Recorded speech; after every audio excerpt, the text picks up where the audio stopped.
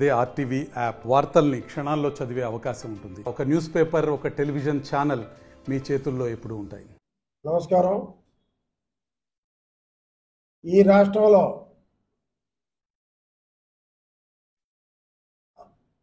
ఎంతోమంది తెలుగుదేశం కార్యకర్తలు వేలాది మందిని హత్యలు చేసి ఎంతోమంది తెలుగుదేశం కార్యకర్తల మీద అక్రమ కేసులు బలాయించి ఎంతోమంది కార్యకర్తని అనేక ఇబ్బందులు పాలు చేసినటువంటి ఆనాటి అరాచకవాది నేడు మాజీ ముఖ్యమంత్రి జగన్మోహన్ రెడ్డి గారు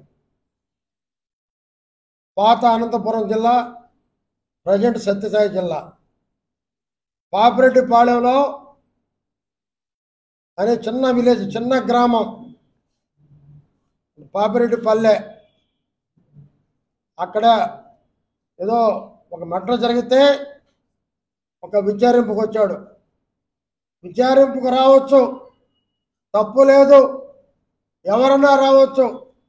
చంద్రబాబు నాయుడు గారు కూడా అనేక పర్యాయాలు కార్యకర్తలకు అన్యాయం జరిగిన చోట, చనిపోయిన చోట ఆయన విచారింపులు చేశాడు, పాడి మోసాడు. నీలాగా బల ప్రదర్శన చేయలే. ఎక్కడో ఒక చావుకు వచ్చిన వ్యక్తివి ఒక బల ప్రదర్శన చూపించి సత్యసాయి జిల్లాలో, పాత అనంతపురం జిల్లాలో నాయకులందరి చేత మొత్తం 6-7 మందిని అక్కడ తెప్పించి హెలిప్యాడ్ దగ్గరికి ఒక రచ్చ సృష్టించినటువంటి వ్యక్తి జగన్మోహన్ రెడ్డి గారు. దాదాపు ఒక 15 నిమిషాలు ఆయన హెలికాప్టర్స్ కూడా దిగలేకపోయాడు. అదొక కుట్ర. ఎందుకంటే భద్రతా దళాలు విఫలం అంటే భద్రతా దళాలు విఫలం అంటూ చెప్పేదానికి ఒక కుట్ర చేశాడు. పాపం అక్కడున్న పోలీసు దాదాపు 250 మందిని పెట్టారు. మళ్ళీ చాలకి మొత్తం 1100 మంది చిన్న పల్లెలో పోలీసు బందోబస్తు ఏర్పాటు చేశారు. వాళ్ళని కూడా తోసుకొని మొత్తం హెలికాప్టరు ఉండేటటువంటి ఏమంటారు విండ్షీల్డ్, బట్ ఆ కిటికీలు పట్టుకొని కూడా దాన్ని ఊరాటం జరిగింది కార్యకర్తలు. ఏంటి ఇది, విచారింపుకు వచ్చావా, ఏమన్నా నువ్వు కొట్లాటకు వచ్చావా అని అడుగుతున్నా.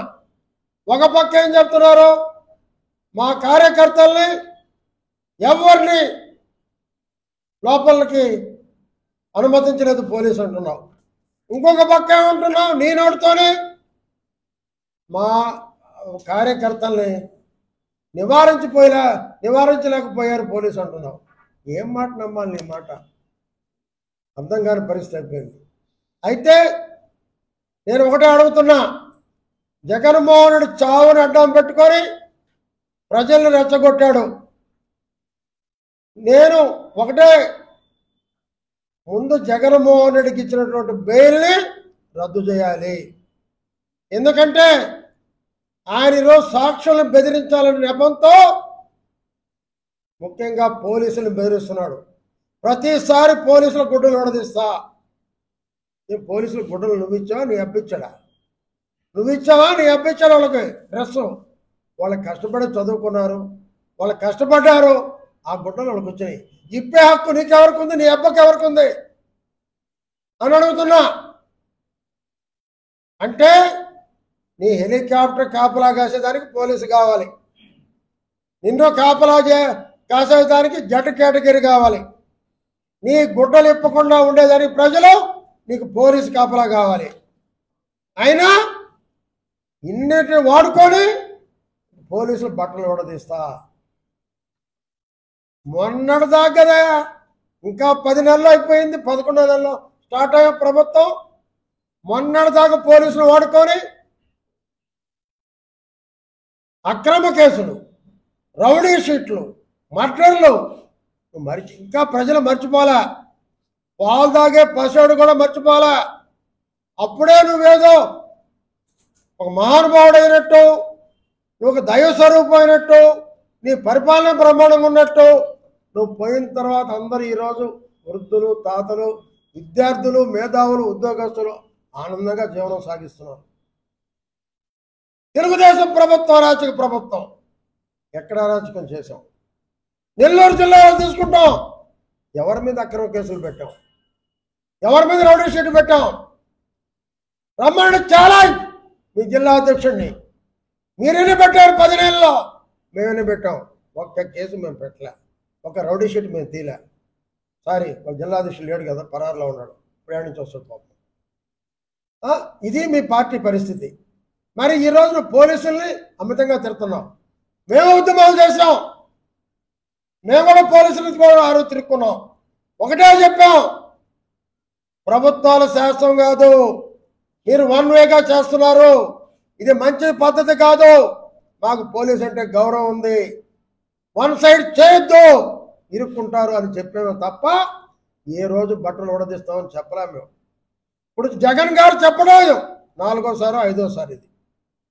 ఏమండి, ఈరోజు మన ఇంటి మీదకి ఎవరన్నా దొంగతనానికి వస్తే మనం పోలీసుకి ఫోన్ చేయాలి, మనల్ని కొట్టడానికి వస్తే పోలీసుకి ఫోన్ చేయాలి, మనల్ని బెదిరించడానికి వస్తే పోలీసులకు ఫోన్ చేయాలి. ఎర్రటి ఎండలో వానల్లో ఎముకలు వణికే చలిలో ఈరోజు వర్క్ చేస్తున్నటువంటి డ్యూటీ చేస్తున్న పోలీసుల్ని నువ్వు బట్టలు ఉడదీస్తావా? ఎక్కడ న్యాయం అడుగుతున్నా? ఎక్కడిది భాష నీకు? వెంటనే అతనికి ఇచ్చిన బెయిల్ రద్దు చేసి జైలుకు పంపించాలి. ఇది సాక్షులను బెదిరించడానికే. ఇది పోతే ఆయన మాజీ మంత్రి కారుమూరి నాగేశ్వరరావు గారు నరికి పారేస్తాం, తెలుగుదేశం వాళ్ళని చంపి పారేస్తాం. మీరు విచారింపుకు వచ్చి అక్కడ కార్యకర్తలు రెచ్చగొట్టి తెలుగుదేశం కార్యకర్తల్ని చంపేదేంటి?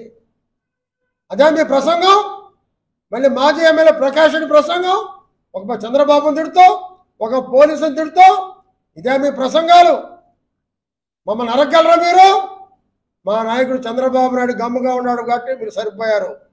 మీలాగే మీలో 50% మేము చేస్తుంటే చిచ్చి మీకు అంత మాత్రం కార్యకర్తలు లేరు.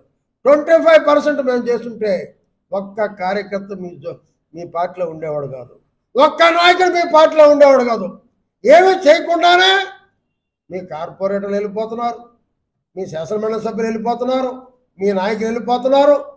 మొన్న అంతకుముందు ఎవరో ఒక ఆయన ఉన్నాడు, సజ్జలో జొన్నలో ఒక ఆయన రోజు మీడియాకి వచ్చాడు, 10 ఏళ్ళ నుంచి కనపట్లే.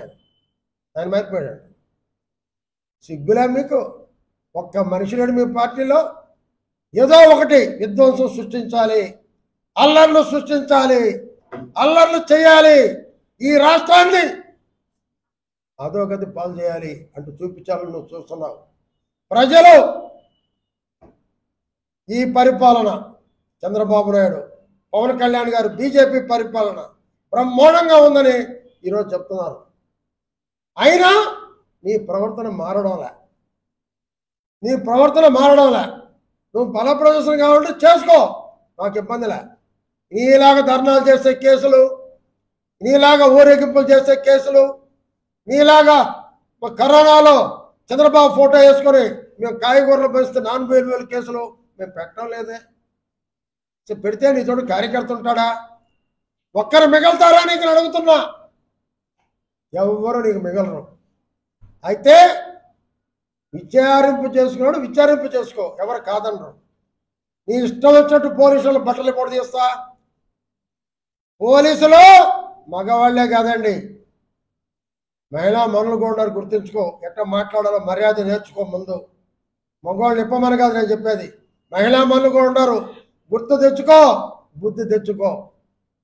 అంతేగాని నీ ఇష్టం వచ్చినట్టు మాడతారంటే తెలుగుదేశం నరికేస్తారా మీరు? మా నాయకుడు వద్దు పద్ధతులు అని చెప్తున్నాడు కాబట్టి మీరు రోడ్ల మీద తిరుగుతున్నారు. మా నాయకుడు కనుసైగా చేస్తే ఒక్క నాయకుడు కూడా, వైసీపీ నాయకుడు రోడ్లో తిరగలేరు, రాలేరు. అందుకే నేను డిమాండ్ చేస్తున్నా, జగన్కి ఇచ్చిన బెయిల్ రద్దు చేయాలి, వెంటనే జైలుకు పంపించాలి. నిన్న పోలీసుని బట్టలు ఉడదీస్తానందుకు సుమోటోగా కేసులు నమోదు చేయాలి. మరొక కేసు పెట్టి వాళ్ళందరినీ మొత్తం హత్యలు చేస్తామన్నటువంటి నాగేశ్వరరావు గారిని, ఎమ్మెల్యే ప్రకాష్ రెడ్డి గారిని వెంటనే అరెస్ట్ చేయాలని అక్కడ ఎవరైతే రేపారో మరి పోతే పెద్ద అబద్ధం. హెలికాప్టర్కి విండ్షీల్డ్ ఇరిగిపోయిందండి. అందువల్ల ఏంటంటే బెంగళూరుకి ఇంట్లో పోయాడు కారులో. ముందుగా మీరు మాట్లాడుకుంది వచ్చేదానికే, అది పోయేదానికి కాదు. ఆల్రెడీ ఎంక్వైరీ చేస్తున్నారు. నీ బతుకు 2 రోజులు తెచ్చిపోద్ది. విండ్షీల్డే కానీ ఇరిగిపోతే హెలికాప్టర్ ఎలా ఎగరద్ది? హెలికాప్టర్ తీసుకొని పైలట్ ఎలా బెంగళూరుకి వెళ్తాడు? ఎవరికి చెప్తారు ఈ అబద్ధాలు మీరు? మరిపోతే మొత్తానికి పైలట్ బ్యాగ్ కూడా నూకేశారంట. ఏం చేస్తాం, దొంగల పార్టీ దొంగలే ఉంటారు. లాస్ట్ పైలట్ బ్యాగే దొబ్బేశారంటే నీ పార్టీ ఎట్టుంటుందో జగన్మోహన్ రెడ్డి అర్థమవుతుంది. నీ బతుకు అందరికి తెలిసిపోయింది. ఇంకా చాలు, నీ డ్రామాలు ఆపు, ఇంకనైనా మారు, లేకపోతే మేమే నీకు గుడ్డలు విడదీస్తాం అని చెప్పి కూడా హెచ్చరిస్తున్నాం. మరిన్ని వీడియోస్ కోసం ఛానల్ ని సబ్స్క్రైబ్ చేయండి. లేటెస్ట్ అప్డేట్స్ కోసం వాట్సాప్ ఛానల్ ని ఫాలో చేయండి. అండ్ లింక్ డిస్క్రిప్షన్ లో ఉంది.